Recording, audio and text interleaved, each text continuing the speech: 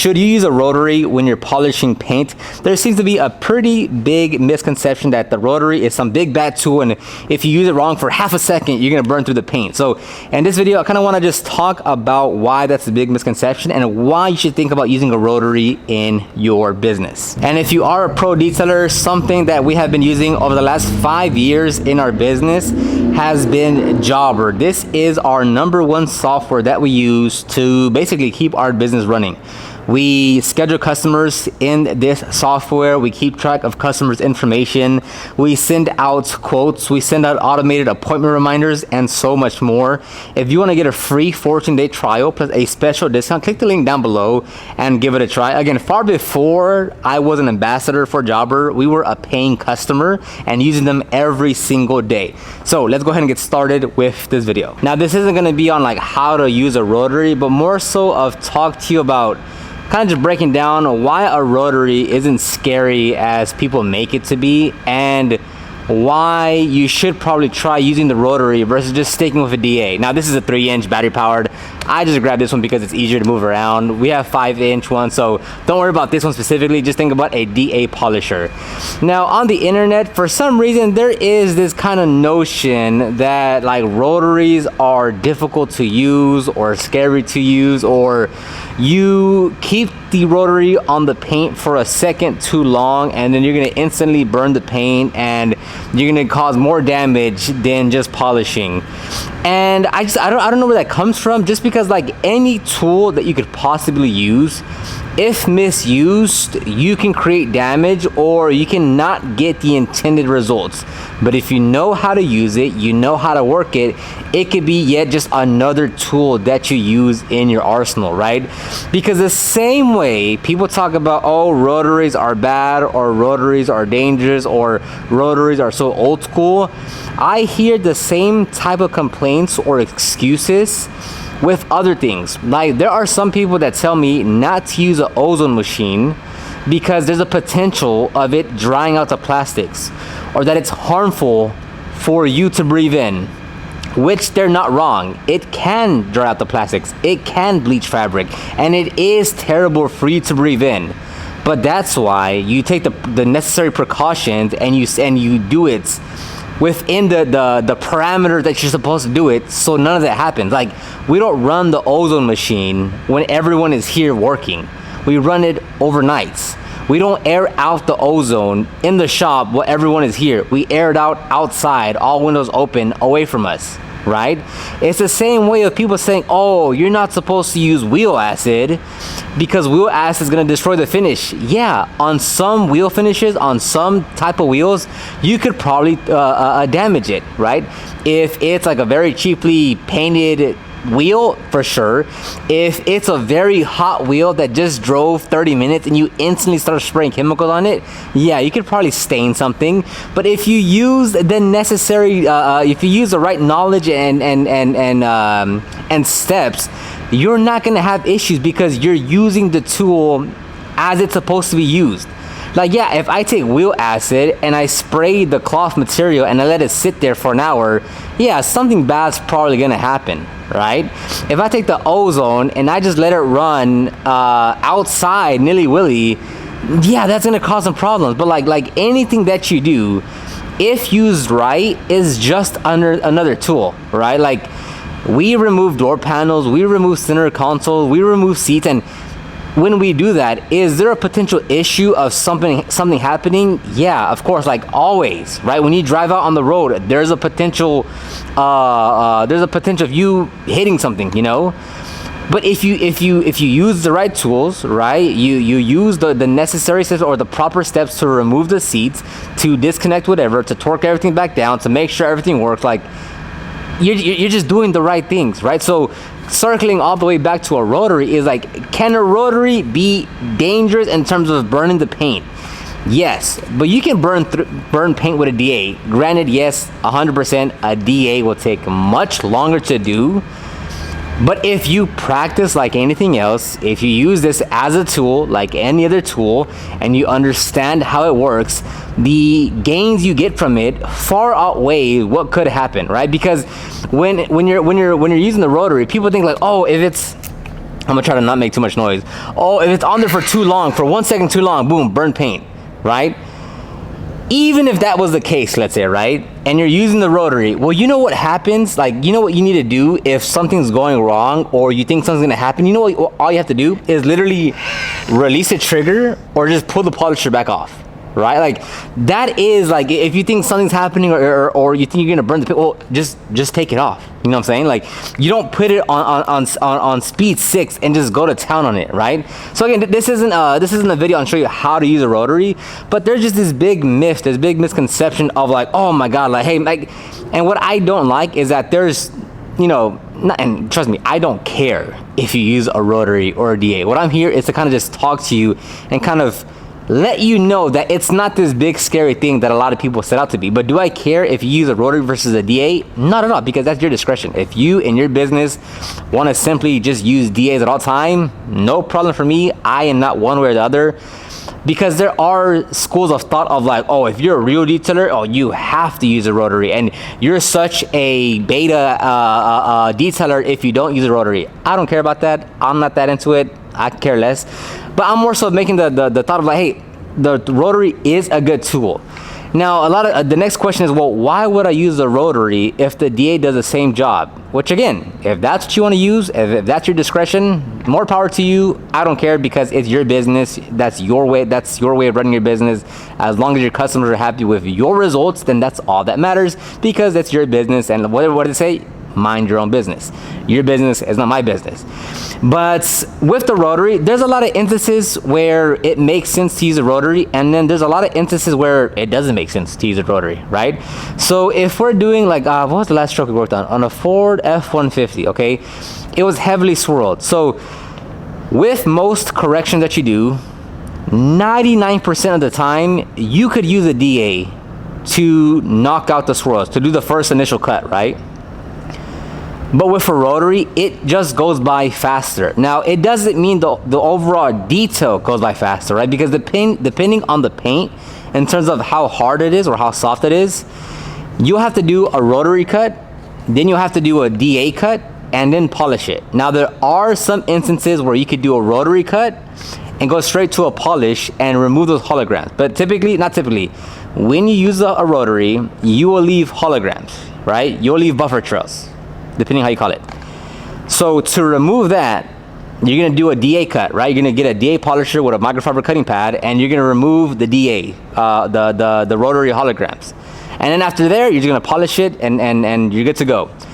So why I like using a rotary is because the cut is just way more aggressive. Like if I'm gonna use a DA, if I'm using a DA, right, and I have a light pointing here, I'm gonna have to keep on checking the light more often, because simply like the cut isn't gonna be as aggressive, right? And if the cut is not as aggressive because it's a DA, you're gonna naturally spend more time on a panel to do more passes.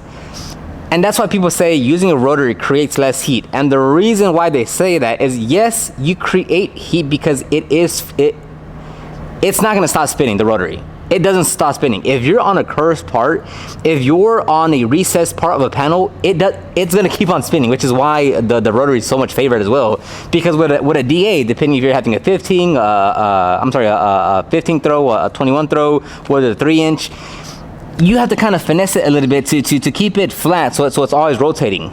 A rotary does not have that issue. You put it on the panel, it's going to spin, right? So because it keeps on spinning, because it doesn't have this throw in it, it cuts faster. Yes, it still creates heat, but because it cuts it faster, you don't build up as much heat as you do with the DA to get the same amount of cut. Right? Again, if you're doing a one step on a soft paint, even if it's like mildly swirled, a DA will handle that, and you don't need a rotary for that. So again, it's not saying every time you should use the rotary, and not every time you should use the DA, but there is a time and place for each job where that specific tool makes sense. So if I'm working on a heavily swirled vehicle, which most cars are going to be heavily swirled, so I mean, just call it what it is, right? Most cars. Again, but on that same, we had a Porsche come in, I forget what it was. That paint was, there was probably like a few swirl marks on a CRV. It was a brand new 2024 CRV with less than 40 miles on it. And with that one, we went with a DA polisher, white pad, and it took us maybe 30 minutes to do the whole car, and then we coated it. Right, so it's using the right tool in the right situation. Now, on a heavily swirled vehicle, I'm gonna select the Rotary because it has a stronger cut. Right, I know it, one for one, the Rotary is gonna cut stronger. Right, so instead of me trying to be there and look at the light and inspect and do this, do that, and okay, a few more passes, I know with the Rotary, it's going to give me more cut. Right. So with the Rotary, even though it might not be faster in terms of like, okay, because you still have to do the DA cut, I know that I'm gonna remove those imperfections a lot faster. And once you're done with the Rotary cut, you're no longer chasing swirls. So with the DA machine, once you go to the DA with the microfiber cutting disc, you're not going after swirls. You're just removing the holograms. So you're not spending there doing the same amount of passes or spending the same amount of time going after the swirls, because that's what the Rotary is for, right? You're not just removing the holograms. The same mentality of when you're polishing the paint, you're removing the micro swirling from the DA. Well, it's the same process. Like we're not here to like look at to inspect the light every single time and oh, did I get a few more swirls out? No, because that's what the Rotary step was for, right? Now, naturally, still using a DA machine with a microfiber cutting disc, you'll still pull a few swirls out. Depending if you might miss a little spot or it just needed a tad bit more cut to get it out. Like you might still remove a few spots, but the goal of the DA cut at that point is not to remove swirls. We're just removing the holograms. So it might take a bit faster, but in terms of the results that you yield from it, in my opinion, and which is why I always like doing the Rotary cut, it's a lot faster. So most of the time, like I'll do the whole Rotary cut while Lex just follows me and starts doing the DA cut and then the polish. Like by the time we're at the polish, Lex is already like, by the time I start the polishing, Lex is like almost done with the DA. Because you have the mentality of the Rotary is to remove the heavy imperfections. The DA cut is to remove the hologram. So again, you don't have the mentality of like, okay, let me go slow passes and do multiple cross hatches because we're removing swirls. No. You're removing the holograms, and then after that, you go into the polish, and it goes to the same method. Now, what highlights the Rotary even more is, like I said, in tight areas, in curvatures, in recessed areas, in tight spots. Because with the DA, even if you use a 3-inch polisher, getting into the tight areas is still quite a bit cumbersome because of the rotation, right? Now, with a Rotary, you can get very specific around emblems, around door handles, around fenders, around headlights, around grills, around whatever, like very tight areas. You can get very, very, very specific with a Rotary for cutting, right? For cutting that a DA simply can't. So I'm always going between the 3-inch and the 5-inch Rotary, depending on what I'm working on.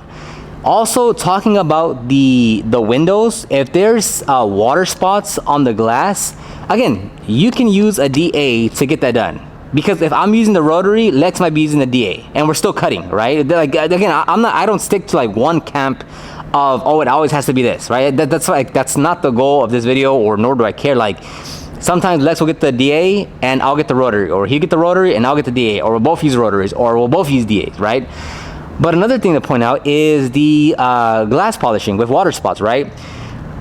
And then it goes back to that same thing of like, oh, how do you remove water spots? Like there's this chemical to like take them off. It's like, yeah, if it's early enough, you could probably take off the water spots with some chemical, right? Some water spot specific chemical.